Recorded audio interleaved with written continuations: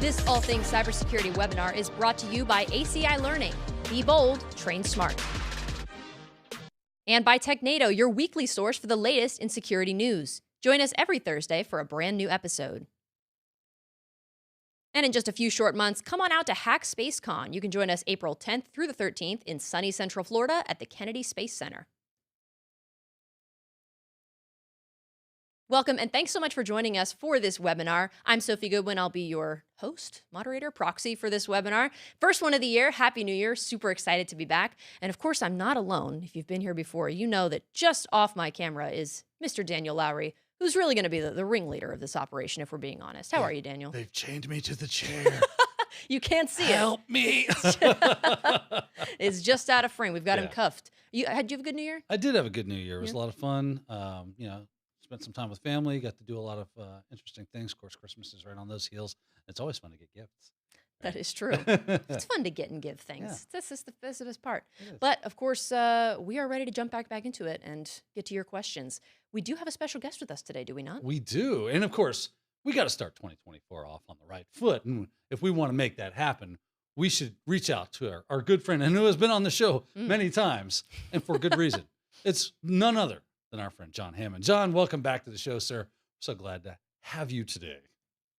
How are things? Hey, everyone. Thank you so much. Things are excellent. Hey, I'm excited about the new year. Had a little great holiday season, a couple weeks of rest, and now back to the grind. But super duper flattered, super honored to be, the first guest to kick things off 2024. Hey, you hold a level of prominence here at All Things Cyber that we would not want to see you fall from your lofty tower there. So we had to have you first in line out of the gate for 2024. And honestly, like, you're always a great guest. You always bring great insights and answer questions very, very well. So it's always a pleasure to have you on. I'm sure our guests are excited to have you on as well.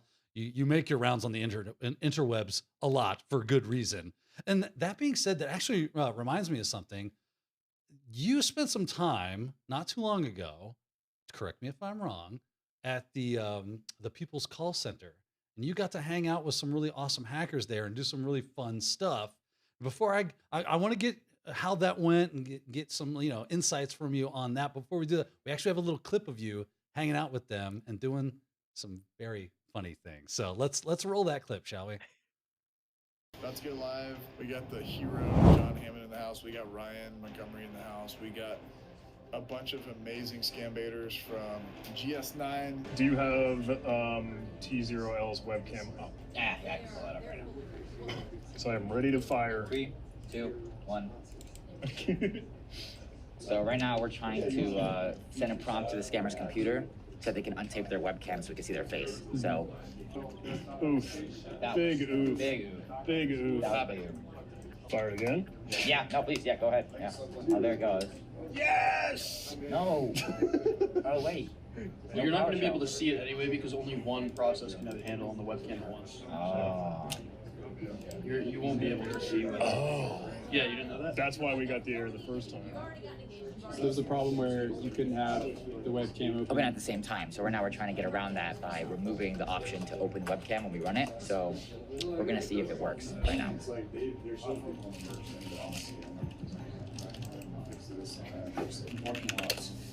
Open it! Open it! Open it! Open it! Open it! Open it! Open it! Open it!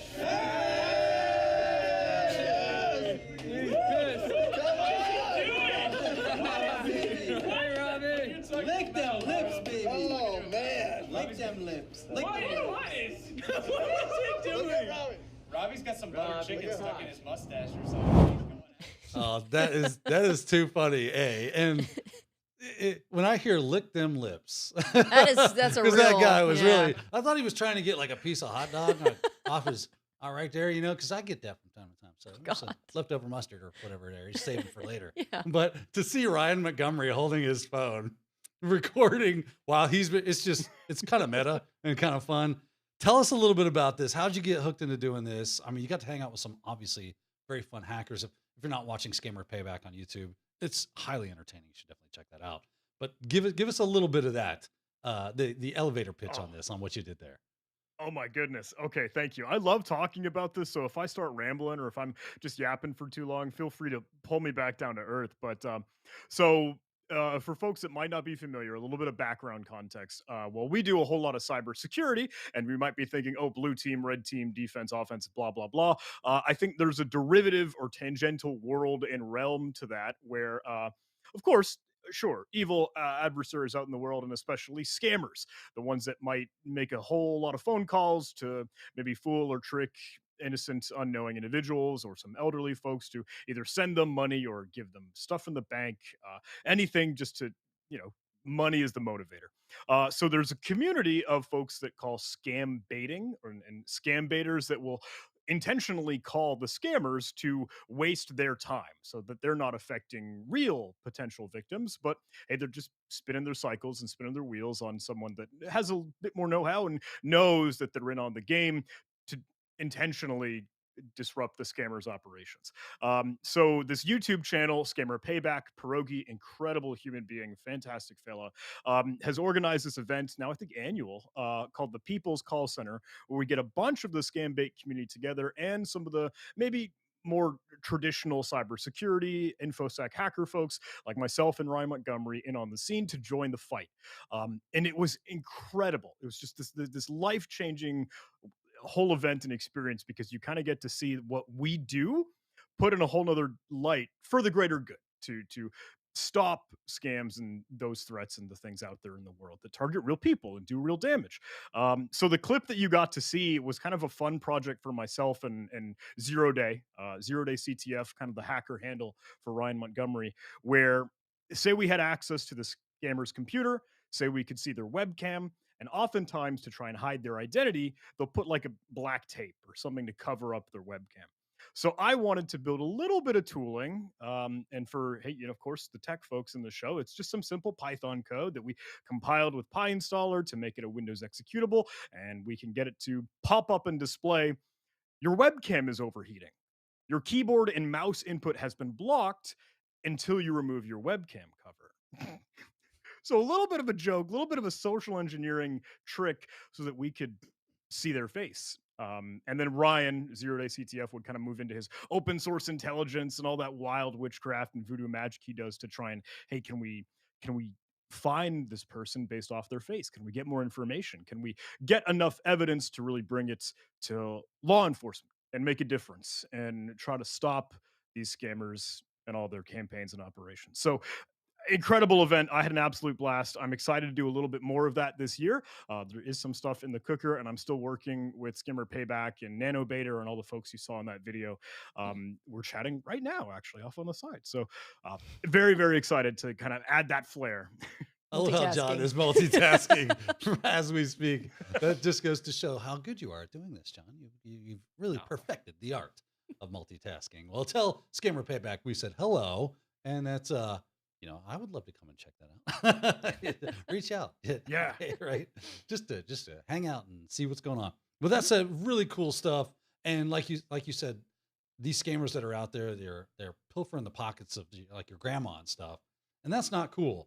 So to see that we're being able to like proactively use our hacking skills in a way that can stop that kind of thing from happening, it makes you feel like you're putting on your cape and your big red S and actually doing something that you can immediately see the benefit of that is stopping some bad things that are happening out there in the world. So very cool stuff. Everybody should check out that stuff as well. All right. That said, Sophia, you're looking at me, which means she has questions. And I don't mean, that's, where do we come from? Where are we going? Specific. Kind of questions. Yes. Where do we come from, Cotton Eye Joe? Yeah. Yeah. Generally speaking, I have a lot of questions all the time, but she does. Right now, I'm a proxy for your questions. So we do have some questions coming in. We've got some viewers on Zoom, YouTube, LinkedIn. So we'll start with this one. A viewer from Zoom named Victor. Victor wants to know, are there more opportunities in cloud security than maybe in the role of a SOC analyst? Great question, Victor. I mean, I think that's probably one of the best questions you should be asking yourself right now. And John, I saw that, yeah, you were kind of like, ooh, you are asking the good stuff right out of the gates, because cloud's kind of a big deal, right? And correct me if I'm wrong, John, you tell me if my meter is off a little bit, but the traditional pen tester role, web app security kind of thing has gotten a little saturated lately. So maybe going cloud might be a great way to go. What say you, sir? Yeah, there's a whole lot to run down on this, and it's awesome and good question because cloud security, undoubtedly, like you mentioned, Daniel, is just popping off. It's booming. There is an absolute endless need and desire for the cloud security practitioners. Again, whether that's AWS, whether that's Azure, whether that's even Google Workspace, etc. Um, all that SSO, SAML, anything, M365, of course. Like when you think of SOC or the Security Operations Center, it's kind of easy to naturally think of, okay, you're kind of defending the endpoint, the device, the computer across your network, because you want to be monitoring things happening in your environment.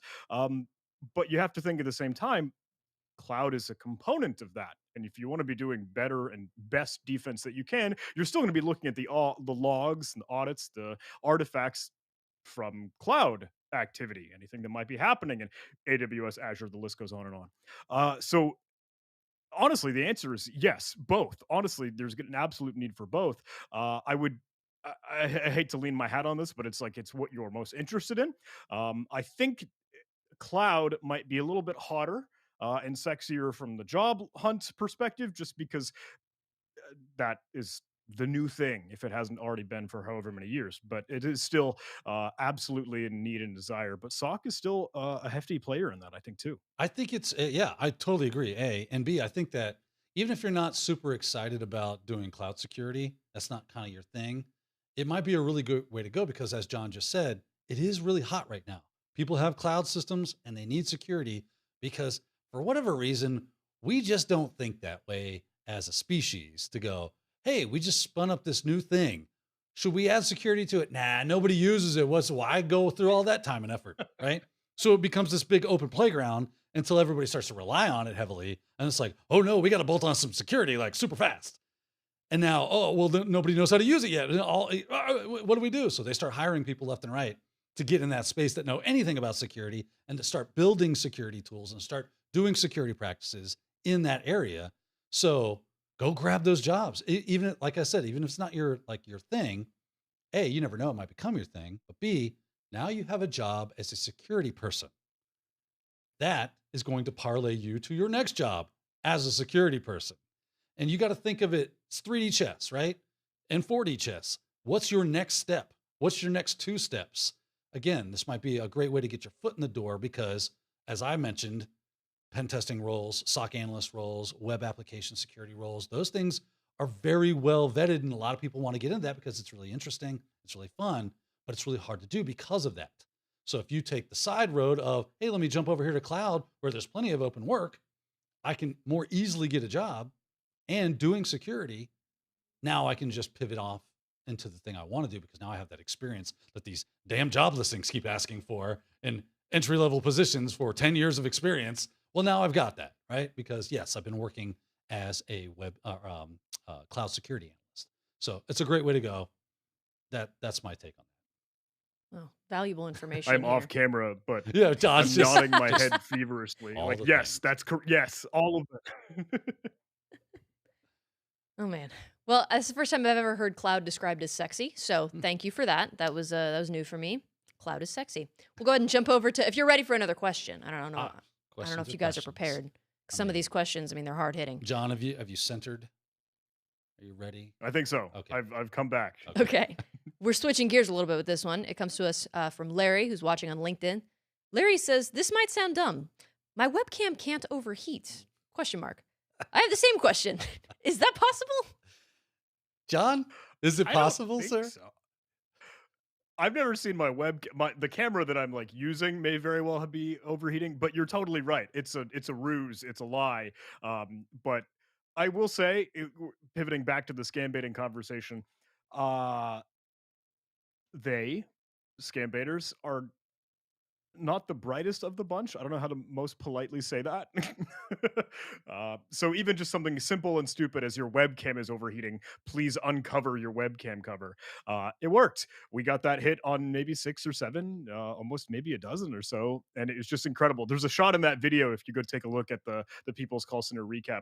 The moment where I'm like, yes, the adrenaline rush of it worked. Is it just me, or do you just enjoy the irony? It tastes so good of the fact that you are using the same types of scams, preying on their ignorance of technical systems to get them to do things that they shouldn't do and give you the access that you are looking for. You're literally just holding up a mirror to them and going, this is what you do. How does it feel? Do you think it's awesome? Stop it. Stop. These crazy people.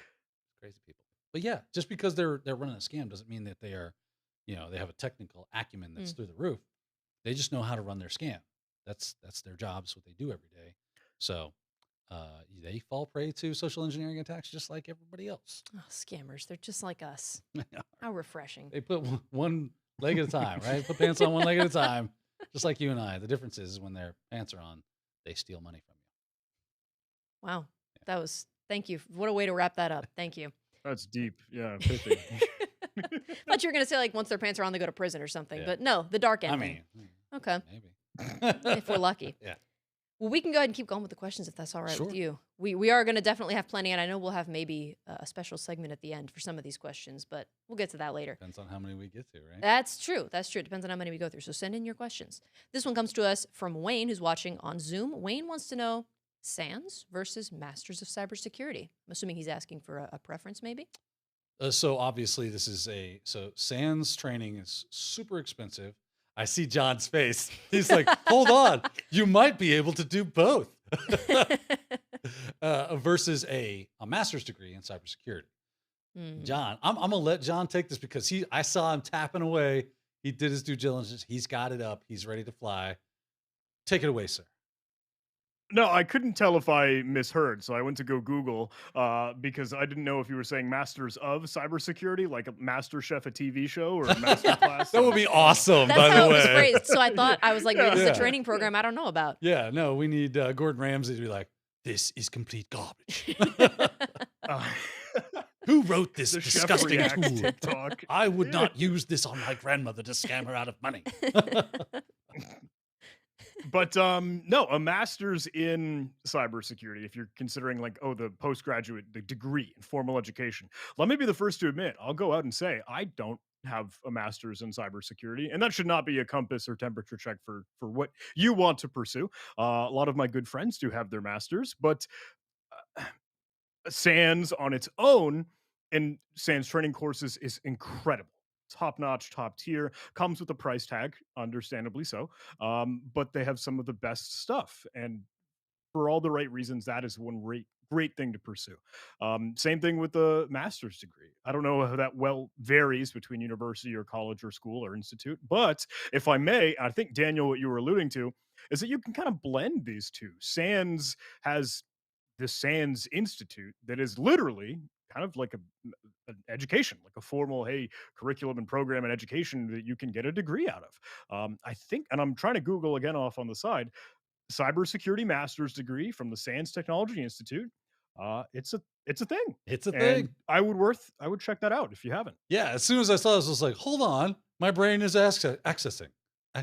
Yes, there is a thing where SANS says, hey, y'all want that master's degree? We got that, right? It's all over here. You just got to sign up and pay the money, and you can do that. So best of both worlds right there. Because SANS, like you said, obviously they are well known as the, apex predator in the, cybersecurity training sphere. They, that is a fantastic way to put it. Right? They have no one after them, right? There's a reason that their courses are $7,000-$8,000 a piece. And like John said, there's a hefty price tag. There are things you can do to, like, if you did want to take traditional SANS training to kind of bring that price point down a bit. You can do scholarships. You can act as like a helper for one of the instructors. So you'll be setting up labs and doing all this stuff, and that can drastically help reduce your price tag. because you're basically working for them while you're taking the training at the same exact time. So things you can do, Net Wars. I think if you do something with Net Wars, you can get some SANS training through that if you're a winner of Net Wars. So lots of opportunity to get in SANS if you don't have the Do-Re-Mi to do it.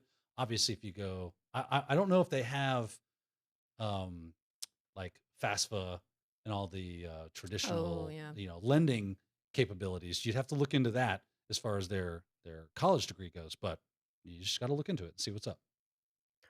If I may add one more asterisk, that I think the cost in a lot of those SANS courses, I think, is because they've leaned more into a lot of their larger customers, like big Fortune, whatever number businesses, and government and military. That's no secret. When I was in the Coast Guard, I got to jump into some SANS courses. I took 560 with Ed SCOTUS, which was awesome. Did 505, did 572 back in those days, and got to listen in and sneak some 660 and 760 just to like put my ear against the door. Like, what are they doing in there?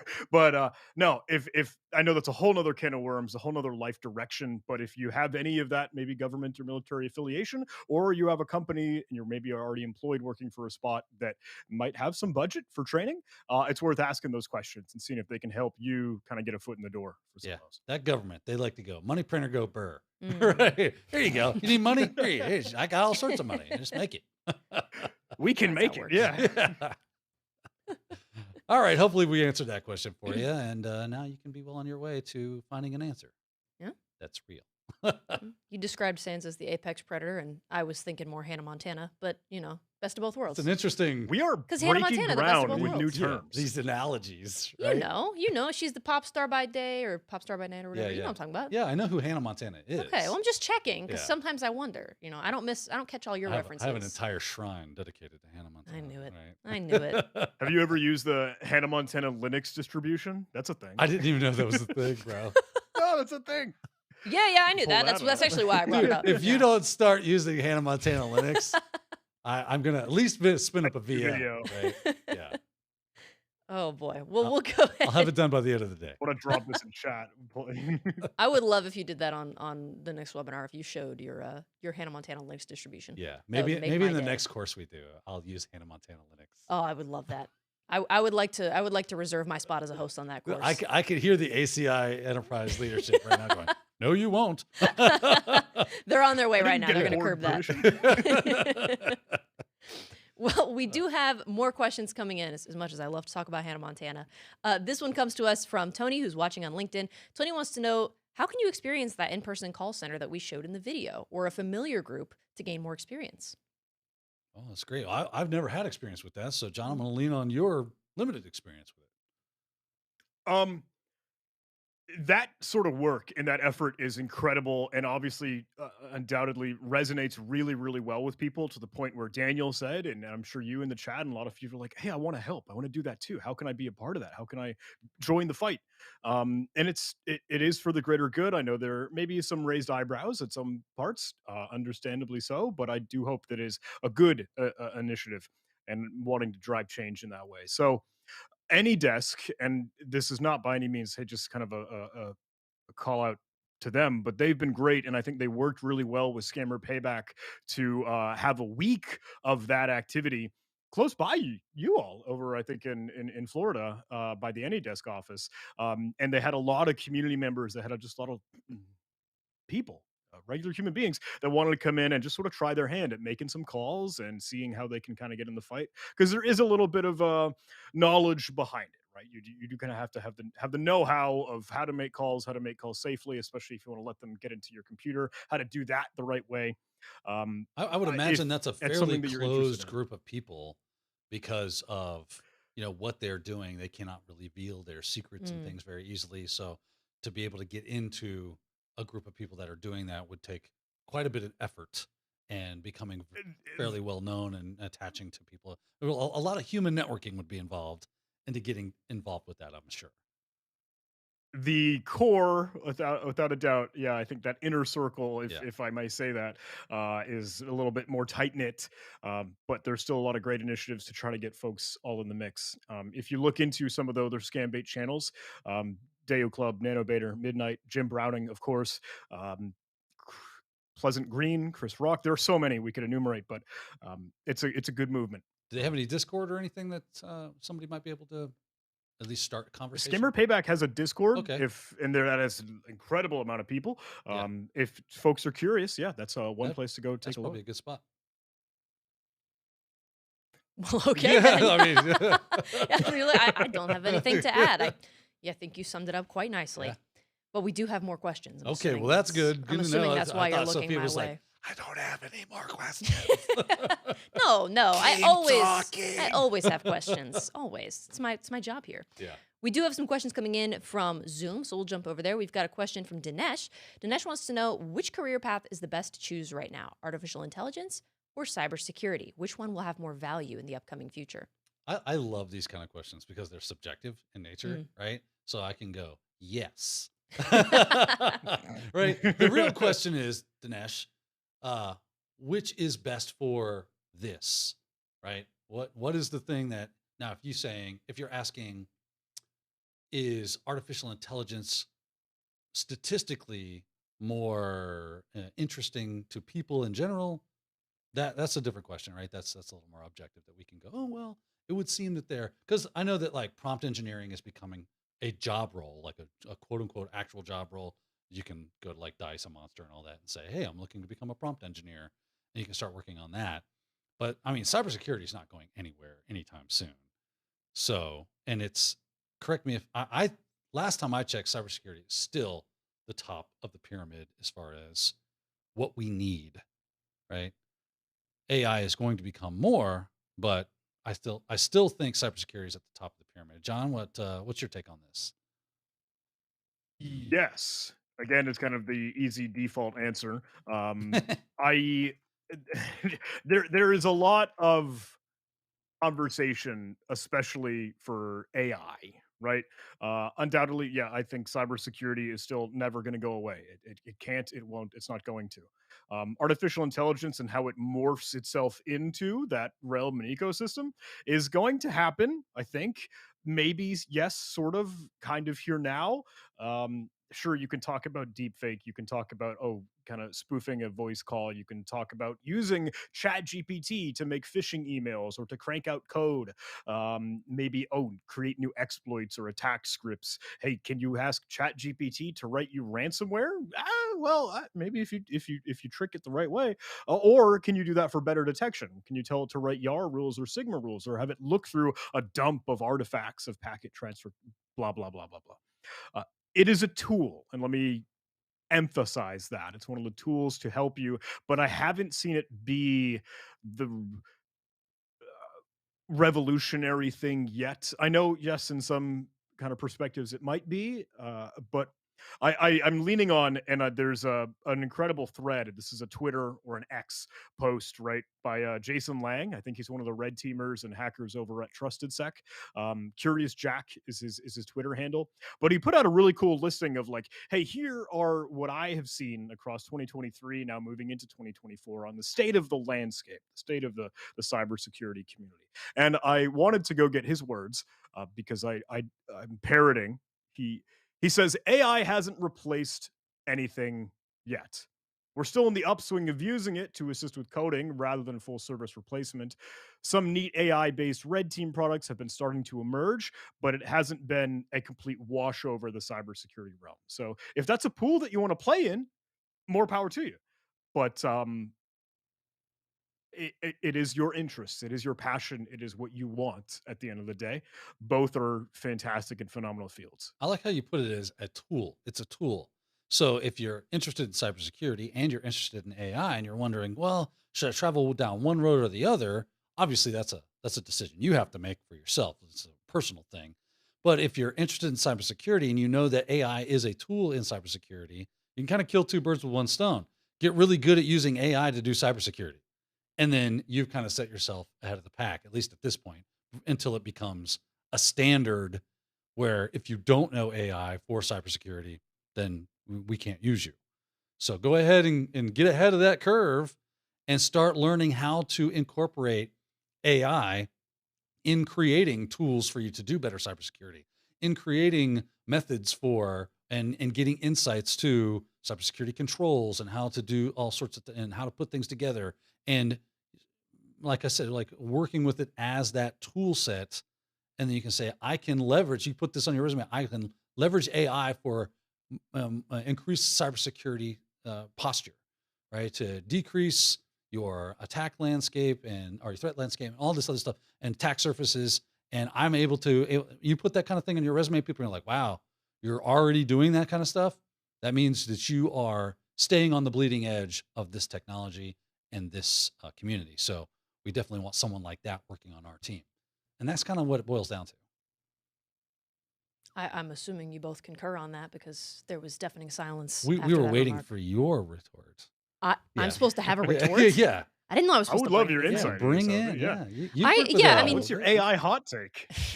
Yeah, okay. I think what you said about how it's more about what you're excited about Yeah. is huge because I think it would be very difficult for me to get into something if I wasn't at least somewhat curious and interested in it. So AI is interesting. It's not necessarily something that I'm super, super passionate about. I think it's cool to kind of mess around with. But I think for me, that would not be the way to go. It doesn't mean it's not a good field to get into. It's no underwater basket weaving. Huh? Sure. Yeah, you know me. College educated over here. That's right. But yeah, I think it's more about what's interesting to you personally and what kind of lights that fire for you. So maybe that's AI, maybe it's cybersecurity, maybe it's some unnamed third thing. She studies Icelandic philosophy. I do. I did take beginning Greek, so Yeah. I did take some oddball classes. I was a telecom major, so that was not relevant to my studies at all. But that's college for you. So we'll go ahead and move. I'm gonna get in trouble if I keep talking about that. We'll The move person on. thinking about the master's degree is like, maybe not. I got in trouble for saying something about my, or I didn't get in trouble, but I got a little finger wag for being like, oh yeah, I went to college and I don't think I'd do it again. They were like, nah, hey, you gotta be careful. Because it was a fun experience, Yeah. but I just mean I wouldn't go back and get like a second degree, you know? Or at all. The one degree was plenty for me personally, but I also just got out like a couple of years ago. So maybe it's still fresh, you know? Gotcha. Maybe in The 10 wound years, is still open, huh? Yeah, it's still, still smarts a little bit. We'll move on because I'm going to get myself in trouble. You are. Just digging that hole deeper with every word. My mom's probably laughing though. Yeah. We'll move on to this question that comes to us from a user watching on Zoom. Dave wants to know, this is it's a little more of a case study type question. Dave says, I've been running my computer repair business for 12 years. I have an associate in computer science and I want to move into the MSP space. What certificates do you recommend for this move? That's an interesting question. I see John's face lit up like a Christmas tree over this question. So I'm going to let you go ahead and take that, John, as you fervently type away. I was going to pass the baton to you to let you kick the ball here, but no. So my day job is Huntress, right? And we try to offer cybersecurity and protection and support for managed service providers and small mid-market businesses. And it's funny because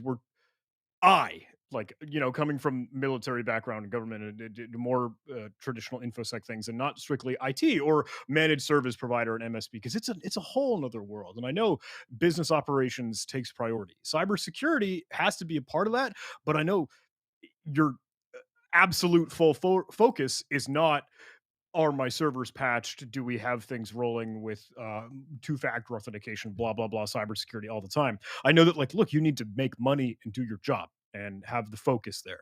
I'm sorry, I didn't mean to ramble and add all that color and context, but I think the certifications that you might need to get into or might be most interested in should be the ones tangential to the tooling and the software stack that you want to bake into your security posture.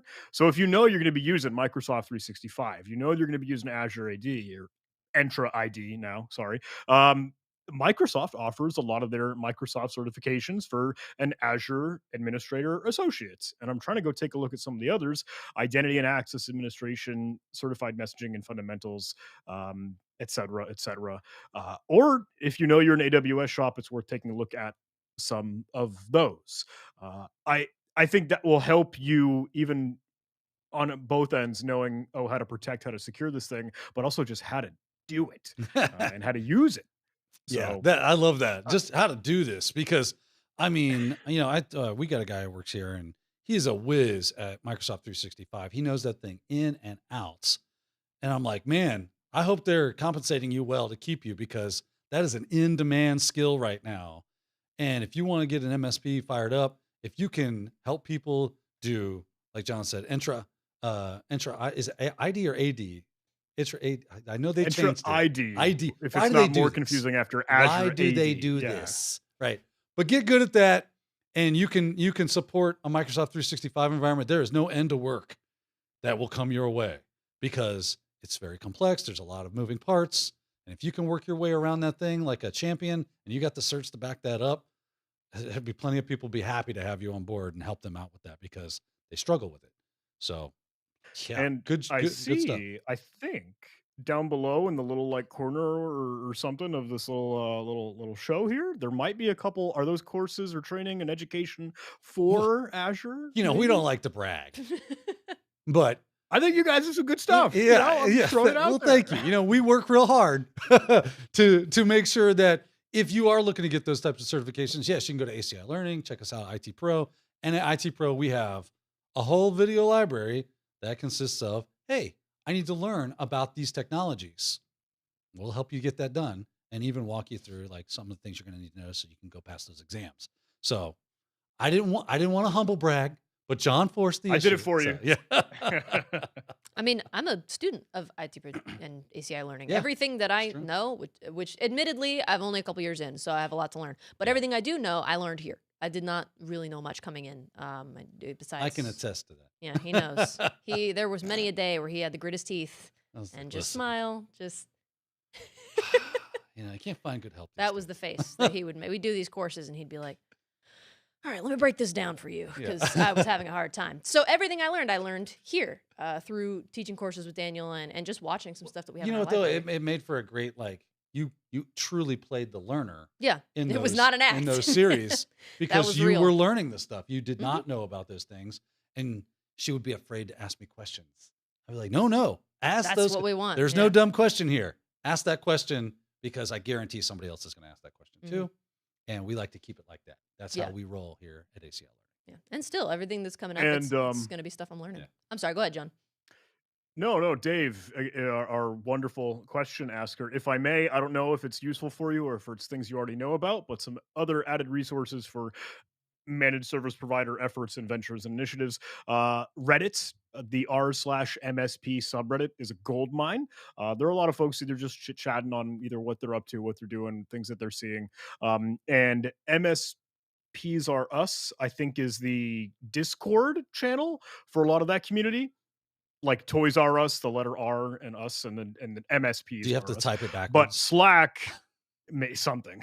If you're in Slack, which a lot of folks are, the MSP Geek Slack community is incredible, and the MSP Geek conference that they started up last year and should be doing more with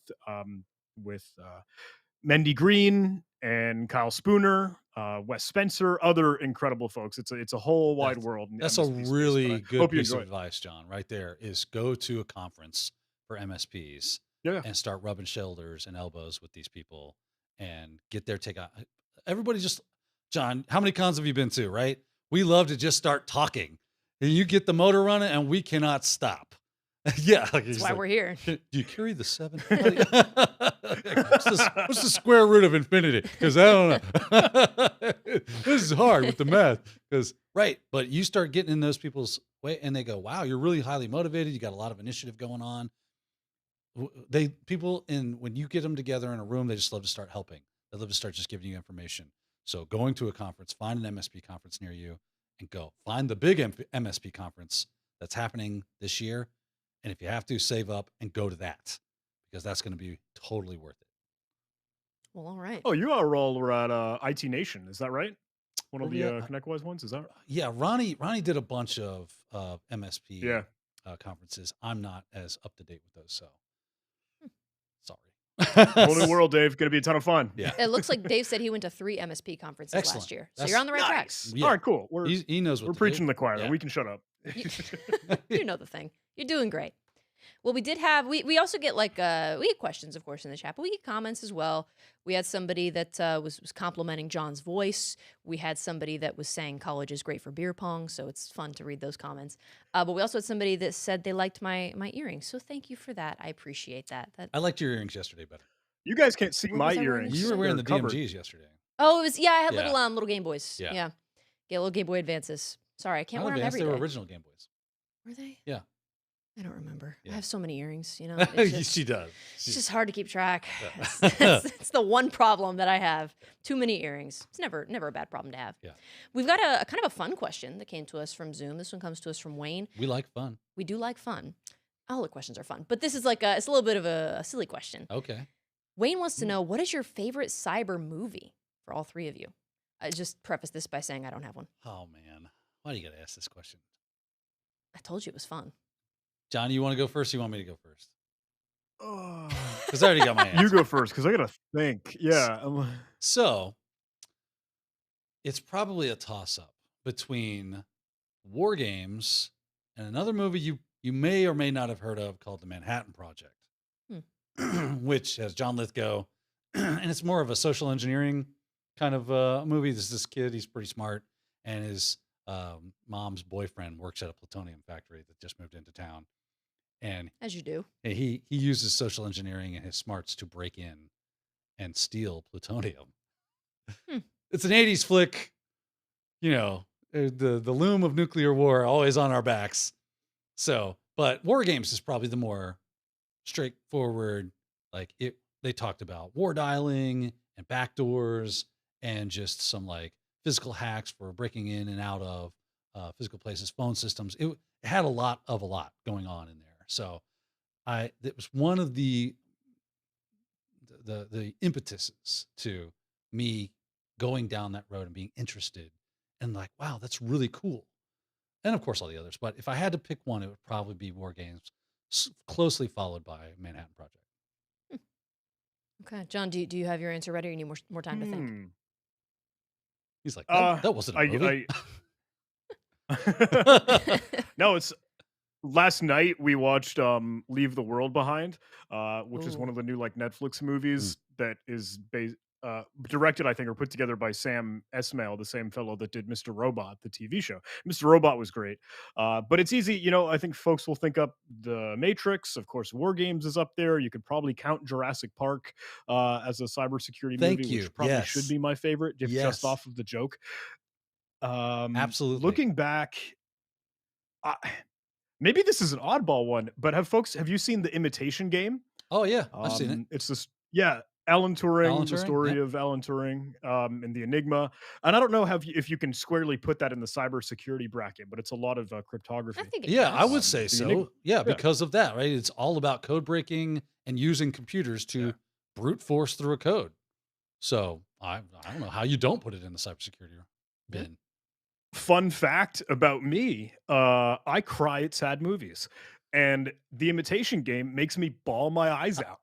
I cry like a baby. I love that. I love that about you. He's a hacker with a heart, ladies and gentlemen. Hackers, they're people Yeah, too. it's very moving and a strong impact. So if you haven't seen The Imitation Game, it's flick. a beautiful story. So Well, for me, it's Scooby-Doo Cyber Chase. So moving on, we will. I'm just kidding. I've never seen that movie. We'll move on. I don't think I've seen a. Sure. I don't think I've ever seen a cybersecurity one. I mean, unless Jurassic Park counts. But Jurassic Park totally counts. okay, well then by default, I guess it's that one. I need to catch up. I guess He literally says, "I hate this hacker crap." Okay, well there you go. If that's all it takes, then Jurassic Park, mine number one. Numero uno. I've seen it. You've never seen The Net. You've never seen. I looked up. Hackers. I'm like cyber movies. I'm like maybe I have seen one and I just don't know. Went through the whole list and not Sneakers one. is a good one. I've heard of Minority Report. I've heard of Minority Report. I'm familiar with it, but I've never actually sat down and watched it. So I have to add it to the. I noticed that that's the common answer you give about movies. Is I never actually. I'm sat too down and watched gaming. it. Yeah, apparently so. Apparently. Video games will ruin your kids, ladies and gentlemen. Too busy gaming. Take that Joy-Con out of their hands right now. Smack it out of there. No, you'll end up like Sophia. Never see a movie. You'll have some sort of scoliosis from sitting here playing your stupid game. We were just talking earlier. I'm having back issues. She's having back issues. That's why. Oh, it's the gaming. That's it. You got we me. found the culprit. She's blaming her pillow. Oh boy, I like those questions. They're fun. We have another fun question if you guys are up for Yeah, it. go for it. This one comes from Monty, who's watching on LinkedIn. Monty says it was a question for the chat, but we'll put it here. Who has a better voice, John Hammond or Jason Thor Hall of Pirate Software? Jason Thor Hall has an amazing voice. So I was watching him the other day, and he was talking about how he went through a second puberty. And if you look at his early content, his voice is much higher pitched. And it happens from time to time in some men where they hit like a second puberty, and it deepened his voice. Interesting. So he does have an amazing voice. I'll have to look. Pirate Software has been absolutely blown up. I saw all his success with YouTube Shorts, and I love his stuff. I don't know if I could do a good Thor impression. I don't know if I could. I don't know if I could replicate how he talks. Can you go that low? This is when I was working at Blizzard. There was the mass layoffs, and they came out through the back door and the front door. Yeah, I don't think I can. It's not. You can't hit it, man. He's got bass. That he's got some timber rattling just bass. naturally. Yeah, the guy's like the Wagner of hackers. What a comparison! You know who Wagner is, right? Yeah. Well, yeah. I'm just. So but I've never heard this guy before. So Wagner used to use what's called an octabass in his symphony, which takes two people to play. One person works the bow, and the other person stands on like a step ladder and hits the fretboard. Yes. So they said the rafters would literally shake and tremor when they played Wagner in the opera halls. Okay. That is Thor's voice. That's what I hear. Now I gotta look it up now. I've heard the name, but I've never heard him speak. Yeah. So that's next on my list, I guess. Oh, yeah. After all the cybersecurity movies that I have to watch. And he's a grade A red teamer cybersecurity guy. Like I would love to have him on this show, honestly. That would be awesome. If anybody knows him, tell him. You got to go on All Things. All the cool kids go here. To have his people. I was trying to look. He won one of the DEF CON CTFs, I think, some time ago, and got a black hat. Wow. Black badge. Sorry. Black badge, so I think that great history in that for sure. Well, that is a glowing recommendation. I will have to check him out. Maybe we can have his people reach out. Yeah, never know. Get him on the Never show. know. We've got transitioning into the regular questions now. We've got a question from YouTube. The username, I would try to pronounce it, but it's numbers and letters, so I'm sorry, I would just butcher it. But this user wants to know if you think session cookies and tokens will be phased out, or will FIDO2 be more widely adopted?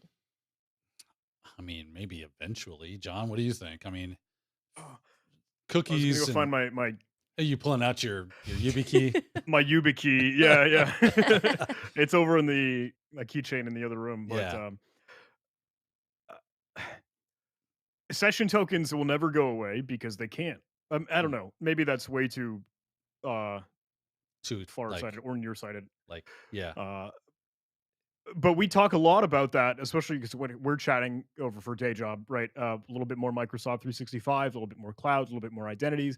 And look, whether or not you get a fish for some evil Jinx demo for, oh, cool, reverse proxy, man-in-the-middle attacks to get those session cookies and browser session stuff. But no, even when you use like Microsoft Word or Microsoft Excel on your desktop, if that is an app that's signed into Microsoft 365, it's like, oh, well, you're not even opening a web browser to get those session cookies, but even that application has those tokens in memory.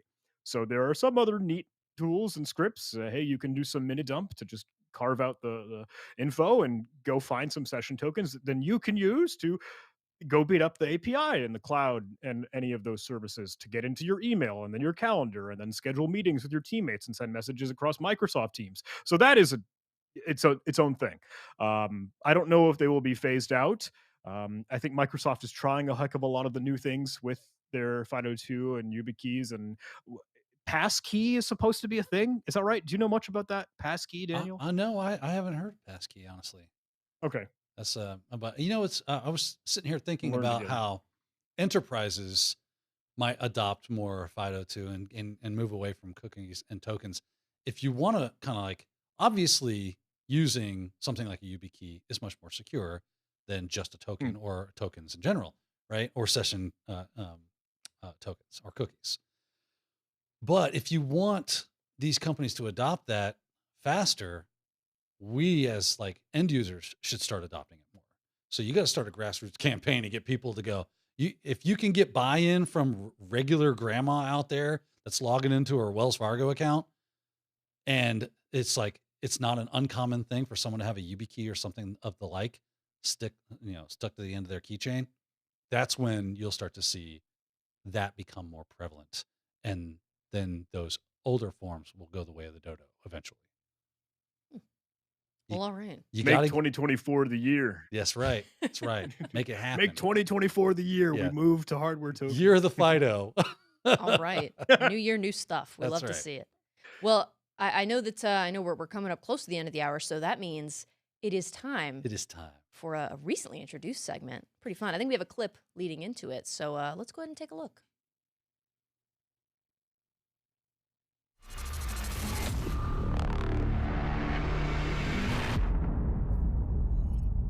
So this is going to be our rapid fire section. I believe you have 30 seconds to answer the question. We're going to run through them as fast as possible, try to get through as many questions as we can before the end of the show. Are you guys feeling prepared? Oh man. Stressing me out. Yeah. I this know. ought to be fun. I know. I was gonna High take pressure. during the video, walk away.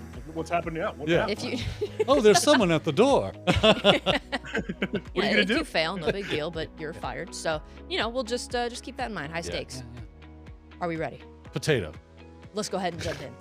We got a question from Dan watching on Zoom. Wants to know what your favorite cybersecurity book is. Oh, advanced penetration testing. Sandworm. All right. I'm going to say the book Anthony Sequeira loaned me, which I think was a training book because I did read some of it. I don't have a favorite cybersecurity book. Oh. Next question. This I one mean- comes. I don't have one. So we have more time. We could throw more. But I mean, if you have other books that you like, but yeah, I don't have. I just one, threw out an unfortunately. answer. yeah. We're getting Next question. fast. Next question. This is rapid fire, ladies and This is gentlemen. rapid fire. Yeah. Comes to us from Mark watching on Zoom. He recently interviewed for a job where a large part of the work would have taken place in cloud infrastructure. So, what are good cybersecurity options within cloud to continue education in cloud security? John Carlos started it. Polup. He's asking ChatGPT. Individual. No. Carlos Polup, the individual that helped put together LinPeas and Purple Panda and all these other kind of well-known tools, has just recently put out a training course called Huntress AWS Education, and that is a fantastic resource that I would recommend, especially if you're kind of getting into cloud and it's AWS. I want to give him the best shout out and love that I can with that one. Huntress AWS training. I was going to say, learn Kubernetes. Okay, and right on time. Good job. This one comes to us from Claudio watching on LinkedIn. He's new to cybersecurity. What's a good path to follow to become a professional? He likes the defensive posture. Oh man, that's not a 30-second question. But go, John, go.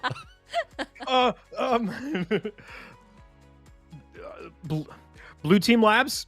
Blueteamlabs.online has a lot of great education and exercises to be able to practice. Hey, cutting up some network packet track and logs and memory forensics. That is a good one that is fine-tuned and tailored toward the defensive perspective. Surprised you didn't throw the Security Plus at the beginning of that, and then Blue Team Labs. There you go. Oh, they added a sound I effect. How can't cool is respond that? at all. All right. Next one comes to us from Victor watching on Zoom. John, if we were in a Terminator movie scenario, would you be in the top 5 of their blacklist? I don't know. What do you think? Do you think What you'd do be you in the top think? 5? Well, Yeah, what are the qualities that the Skynet is looking for to kill someone? Maybe. Maybe. That Yeah, is a solid absolutely, answer. positively, maybe. All right. We'll take it. We'll Yeah. take it. And in 15 seconds or less. This one comes to us from Mohammed watching on YouTube. Mohammed wants to know, besides studying networking and cybersecurity, what else is important to focus on for training? Operating systems is good. Programming. Cloud. I'd say baselining, kind of knowing what's normal, trying to get a feel for what just naturally happens on your computer on the endpoint. That is what I would toss out there. Yeah. I always like to know operating systems really well, because then living off the land becomes a whole lot easier if you make it that way. That is a good point. That's as good as answer as any. We'll move on. This one comes Sophie, to us. this is stressing me out. I know. I'm, like, I know. anxious. It's okay. We got time. He has a anxiety bead with of this sweat. timer. The handkerchief's So going to come here's out. the thing, everyone. Is it hot in here? Seems hot. We have a question. It says they're watching from Facebook. Timmy on Facebook. A company I'm applying for had AWS certifications as a preference of theirs. Where do I even begin with AWS certs? Was it the AWS Cloud Practitioner, or is that their I think so. That their sounds first? Like the kind of entry level type cert? I think so. He's doing some I see Googling. John He's fact Googling. checking. No, I was trying to go find the link, especially for that. Again, that Huntress one I think would be worthwhile if you're trying to get into some of the penetration testing or hacking. That is Huntress, ARTE. And yes, anything more of the administration and structure of it, I would definitely take a look at those AWS specific ones. All right. I'll cut the names for now because we're trying to rapid fire. This question says, what are good ways to get educated and trained with hands-on experience in SSO and cloud security? Hands-on experience with SSO and cloud security.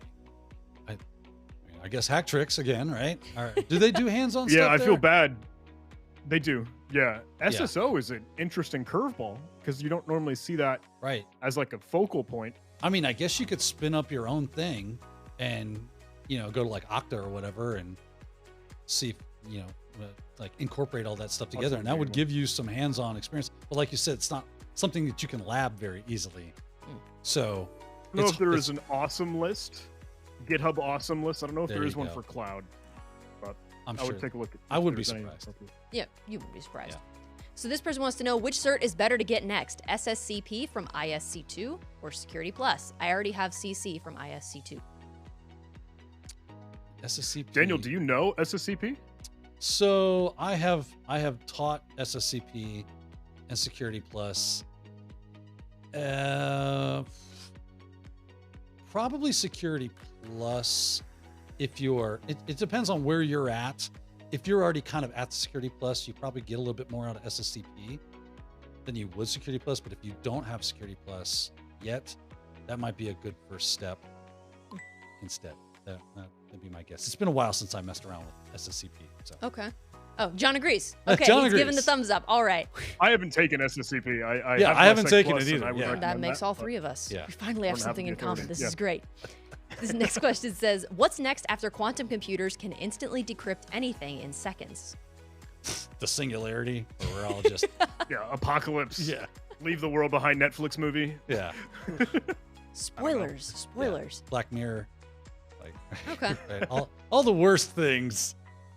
Yeah, ACI Learning, your place for the bright outlook on the future. Yeah, real positive thinking there. Yeah, when our digital overlords take over, and they will, make sure that you have given them a Snickers bar. So it won't matter what happens after quantum computers could do that because we'll all be dead. Yeah, so awesome. Probably I feel great. Revert back to Luddites. Best answer or is something. I don't know. Yeah. I think maybe we've got time for a couple more. This one comes to us from LinkedIn. Biggest issue with hardware keys. Biggest issue with hardware keys. Oh, that accidentally leaking them. Yeah. Okay. Yeah. He's thinking. Make sure that it has a biometric scan on it. If it doesn't, then you are losing one of the pedestals of authentication. So your YubiKey should be plugged in, and then you should be able to touch it with your finger. If your hardware key doesn't have that, then you have lost one pedestal of the trio. You know what I mean? So, good point. Okay, good point. This is going to be our last one. Can you guys pronounce my name correctly in under 30 seconds? We'll put it up on the screen. Hopefully you can see it. So, Dinesh. Rajuli? From Zoom. Dinesh. I'm going to take the whole 30 seconds. To try Do we get feedback on that? Yeah, I wonder if they'll let us know. Parajuli? Parahuli? Dinesh Parahuli? Yeah, I'm not familiar with. Okay, how that might go. That's my attempt. We'll see. That was our attempt. Parajuli, maybe. Well, we did take the full 30 seconds to figure it out. Yeah. So hopefully one of those guesses was right. Yeah. I think they'll let us know in the chat. Hopefully if we did that right. And that brings us to the end of rapid fire. What? It's yeah, I know. What? Yeah, you're about to be real outraged at me for time passing. How did you enjoy that rapid fire session? You for all that's the my things fault. of my life. Oh, they said you were correct. You were correct on pronunciation. Don't know which one. Right? Because only tried 4, but in there somewhere, we got it. Well, I'm glad because it's a nice thing to have your name pronounced correctly. Yeah, one of your random guesses Sophia. came through. Thank you. I would call you Danielle, but you would hit me with your car. Well, I that would brings never us... do that again. Just the one time was enough. You learned your lesson. Oh boy. Well, we got through quite a few questions in the initial part and then in the rapid fire as well. So I like that segment. I'm glad we kept it around. I think that was a good time. I think that pretty much brings us to the end of our show. Daniel. John, parting words, any Daniel. cool thing you're on your to-do list that we can check out with you, or just some cool stuff you got on the horizons? Well, hey, I am trying my darndest to do some of the whole New Year's goals and improvements and benefits to make things better. So new production quality, new maybe look of the studio, trying to do a little bit more live streams, just trying to be out there more and more and more. So please don't hesitate. Don't be a stranger. You can track me down on YouTube, Twitch, LinkedIn, Twitter. But I hope to see you. Don't be a stranger. Consider me a friend. Yeah, man. All right. Well, they're playing the Oscars music. I don't know if you have any parting words, that's Daniel. the wrap it up music. That's the wrap it up music. All right. We will go ahead and wrap it up, but keep in mind, we're going to have another All Things Cybersecurity webinar the first Thursday of every month this year. So keep an eye on this space. Thank you, John, for joining us. We'll have more guests in the future. New episode of TechNado out today as well. Go check that out. But we'll go ahead and wrap it up. For Daniel Lowrie, I'm Sophie Goodwin, and thanks for joining us.